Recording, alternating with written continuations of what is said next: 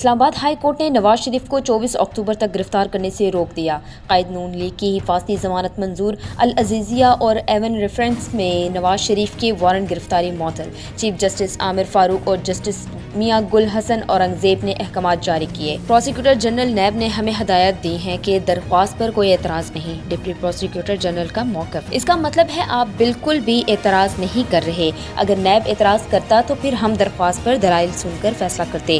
Justice میاں گل حسن کے remarks. توشہ case: Nawaz Sharif کے وارنٹ گرفتاری معطل، عدالت نے گرفتار کرنے سے روک دیا۔ احتساب عدالت کے جج محمد بشیر نے محفوظ فیصلہ سنا دیا۔ عدالت کی جانب سے 24 اکتوبر تک وارنٹ گرفتاری معطل کیے جا رہے ہیں۔ قائد نون لیگ 24 تاریخ تک پیش ہو جائیں۔ اگر نواز شریف پیش نہ ہوئے تو مزید کارروائی کی جائے گی۔ جج کے ریمارکس۔ نیب کا نواز شریف کے وارنٹ گرفتاری معطل کرنے کے حق میں بیان: سابق وزیر اعظم پیش ہونا چاہتے ہیں تو وارنٹ معطل کر دیں۔ نیب پروسیکیوٹر کا موقف: نواز شریف کا طیارہ دبئی سے لاہور اترے گا یا اسلام آباد؟ قائد نون لیگ 21 اکتوبر کو اسلام آباد پہنچیں گے۔ قانونی معاملات نپٹانے کے بعد نواز شریف لاہور روانہ ہوں گے۔ اعظم نذیر تاڑ کی گفتگو۔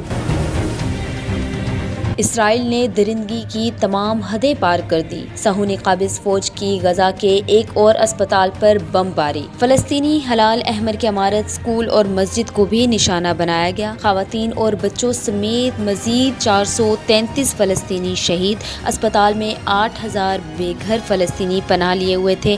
اسرائیلی حملوں میں اب تک 3500 سے زائد فلسطینی شہید ہوئے اور 13000 زخمی ہو چکے ہیں۔